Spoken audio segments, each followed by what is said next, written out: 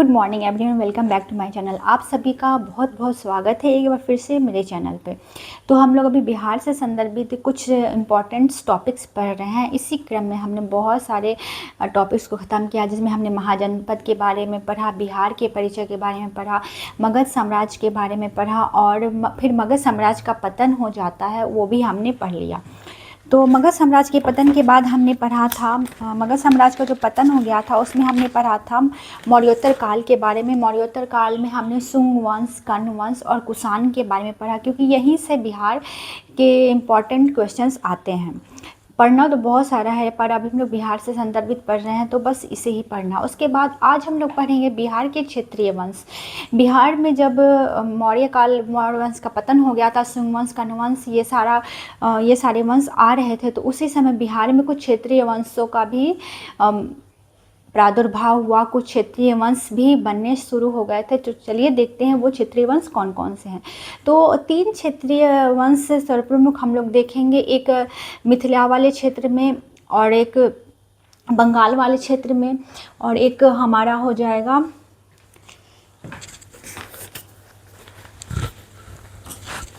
तो सबसे पहले हम लोग देखते हैं हमारा पाल वंश।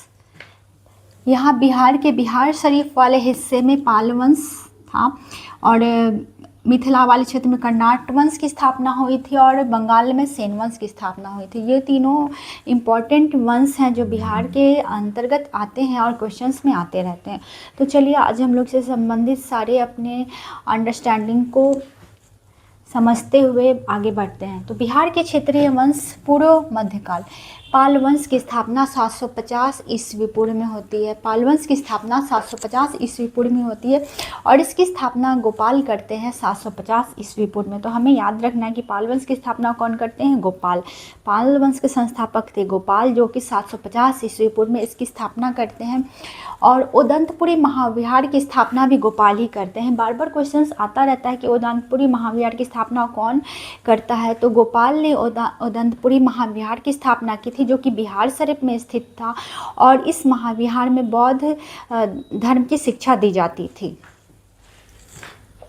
उसके बाद पाल वंश के संस्थापक गोपाल के बाद धर्मपाल आते हैं, उनके पुत्र धर्मपाल ने विक्रमशिला महाविहार की स्थापना की। तो गोपाल ने उदंतपुरी महाविहार और धर्मपाल ने विक्रमशिला महाविहार की स्थापना की, जो कि भागलपुर में है और यहाँ पे भी बौद्ध सिद्धांतों को आगे बढ़ाया गया, बौद्ध धर्म की शिक्षा दी गई।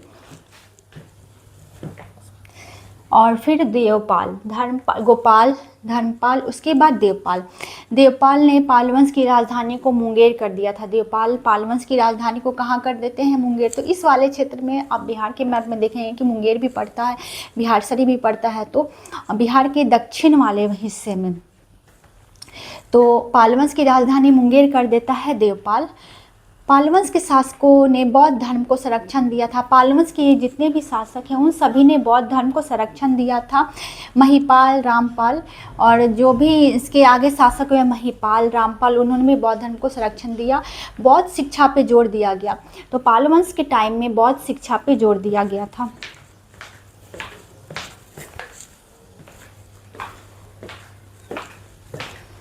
तो लाइन नहीं थी, लाइन आ गई है तो अब आप लोग को क्लियर दिखेगा।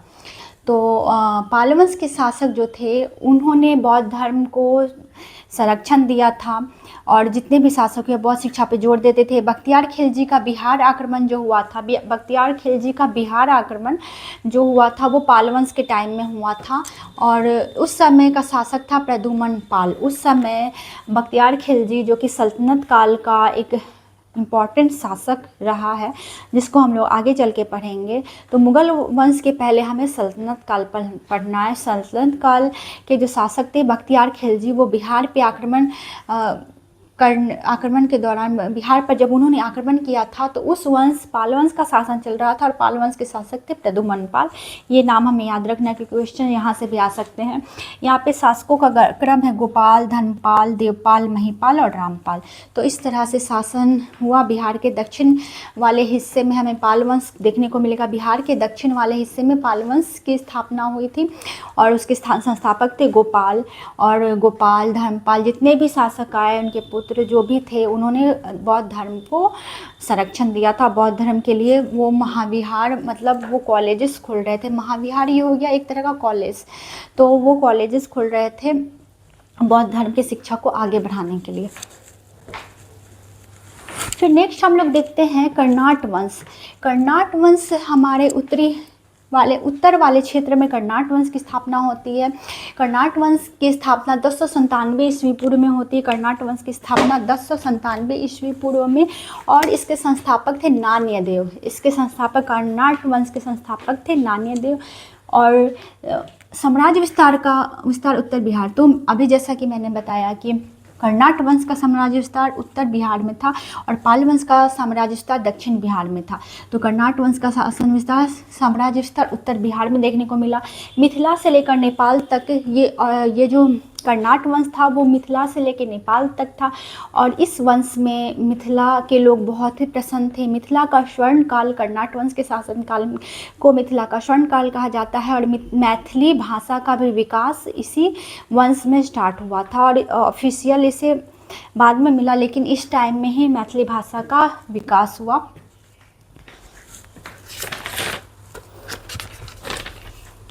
और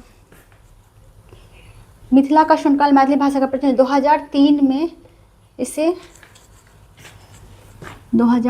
में इसे ऑफिशियल मान्यता मिली। मैथिली भाषा को ऑफिशियल मान्यता मिली है 2003 में, बट ये मैथिली जो भाषा का निर्माण हुआ, प्रचलन में आई, वो कर्नाट वंश के शासनकाल में ही आई थी, और इसे मिथिला का स्वर्ण काल कहा जाता है। फिर कर्नाट वंश के शासक जो थे नान्यदेव, उनके पुत्र थे गंगदेव नान्यदेव के पुत्र थे। और कर्नाट वंश की राजधानी इन्होंने सिमरावगढ़ बनाई। कर्नाट वंश की राजधानी इन्होंने सिमरावगढ़ बनाई। सिमरावगढ़ नेपाल के क्षेत्र में पड़ता है। नेपाल के दक्षिण पूर्व क्षेत्र में सिमरावगढ़ पड़ता है।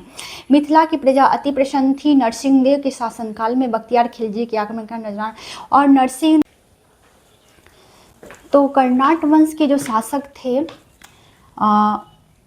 जब वो शासन कर रहे थे नरसिंह देव, तो उस टाइम में बख्तियार खिलजी के आक्रमण का डर हो गया। तो बख्तियार खिलजी के आक्रमण से बचने के लिए वो नजराना पेश करते हैं ताकि बख्तियार खिलजी आक्रमण नहीं कर सके वहाँ पे। फिर गयासुद्दीन तुगलक जो सल्तनत काल का शासन था ने 1324 में कर्नाट वंश पर आक्रमण किया। गयासुद्दीन तुगलक, बख्तियार खिलजी ने आक्रमण नहीं किया कर्नाट वंश के टाइम में, लेकिन तुगलक वंश का संस्थापक जो था गयासुद्दीन तुगलक, उसने कर्नाट वंश पे आक्रमण कर दिया। और करने के बाद अंतिम शासक हरि सिंह थे जो कि हार गए, और हारने के बाद नेपाल चले जाते हैं। तो कर्नाट वंश का अंतिम शासक था हरि सिंह जो कि हार जाता है गयासुद्दीन तुगलक से, और उसके बाद वो नेपाल चला जाता है। तो हमने देखा कि बिहार के उत्तर वाले भाग में कर्नाट वंश की स्थापना हुई थी, बिहार के दक्षिण वाले भाग में पाल वंश, और बंगाल के तरफ सेन वंश की स्थापना हुई थी। तो पाल वंश हमने पढ़ा और कर्नाट वंश हमने पढ़ा। कर्नाट वंश की स्थापना 1097 में, संस्थापक थे नान्यदेव, और कर्नाट वंश के शासनकाल में मिथिला का स्वर्ण काल कहा जाता है, और मैथिली भाषा का इसी टाइम में प्रयोग शुरू हुआ था, और मिथिलांचल के लोग बहुत ज़्यादा प्रसन्न थे। अंतिम शासक हरि सिंह थे जो कि गयासुद्दीन तुगलक से हारने के बाद नेपाल चले जाते हैं। इसके बाद हम लोग देखेंगे बंगाल का सेन वंश।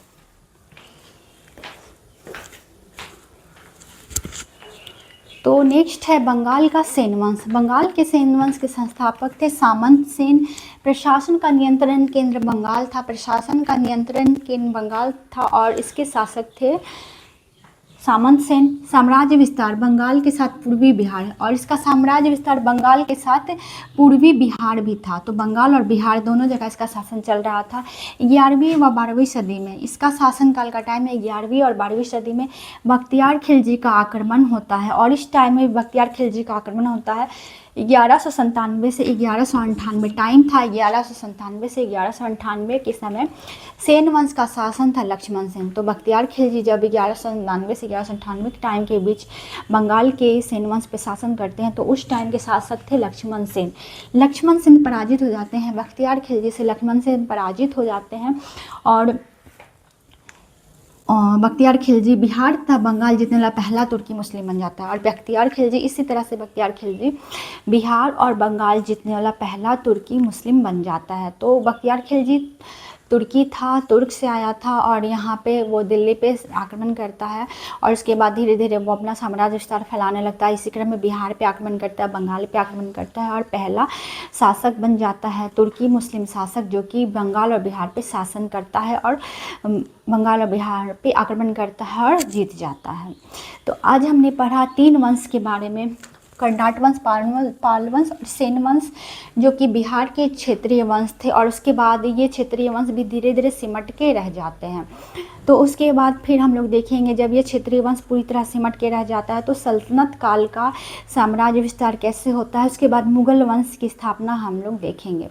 तो नेक्स्ट हम लोग पढ़ना है सल्तनत काल के बारे में, फिर मुगल वंश के इम्पोर्टेंट शासकों के बारे में पढ़ना जो कि बिहार से रिलेटेड थे, क्योंकि अभी हम बिहार सीरीज को कंप्लीट करना है हमें, तो हम लोग अभी बिहार से रिलेटेड क्वेश्चंस को जल्दी जल्दी ख़त्म करेंगे।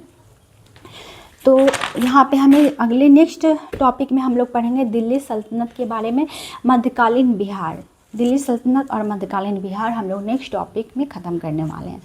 तो आई होप कि आपको ये वीडियो अच्छा लगा होगा और बातें समझ में आई होंगी। अगर बातें समझ में नहीं आए तो आप लोग एक बार फिर से इसको रिवाइज करके देख लेंगे तो बातें समझ में आएंगी। और आपको पिछला वीडियो भी देखना बहुत ज़रूरी है, क्योंकि हिस्ट्री को अगर हम बीच से उठा के पढ़ेंगे तो समझ में नहीं आता है। हिस्ट्री क्या चाहे कोई भी सब्जेक्ट हो से शुरू से पढ़ना बहुत ज़्यादा ज़रूरी हो जाता है, क्योंकि अगर हम लोग कोई चीज़ प्रारंभ से नहीं पढ़ेंगे तो हमारे माइंड में वो सेट नहीं हो पाता है। तो हमें किसी बात को शुरू से समझने के लिए उसे शुरुआत से पढ़ना बहुत ज़रूरी है। तो अगर आप लोग आज ये वीडियो देख रहे होंगे तो आपको कुछ समझ में नहीं आया होगा। इस क्षेत्रीय वंश को समझने के लिए आप लोग को जानना होगा कि बिहार में इसके पहले क्या हुआ था, इसके पहले कौन से शासक आए थे, तब जाके बिहार का क्षेत्रीय वंश बना था। तो आई होप कि आप लोग पिछला वीडियो भी देखेंगे और बातों को समझेंगे, और ये आपके AEDO के एग्ज़ाम्स के लिए बहुत इंपॉर्टेंट होने वाला है। तो आप लोग को मेरा सजेशन है कि इसका नोट्स बना ले और रिवाइज करते रहें, ताकि आपका आने वाला आगामी जो भी एग्ज़ाम है वो बहुत अच्छा जाए। तो अब मैं वीडियो को यहीं पे ख़त्म करती हूँ और फिर मिलती हूँ नए वीडियो में नई बातों के साथ। तब तक के लिए bye bye, take care, see you.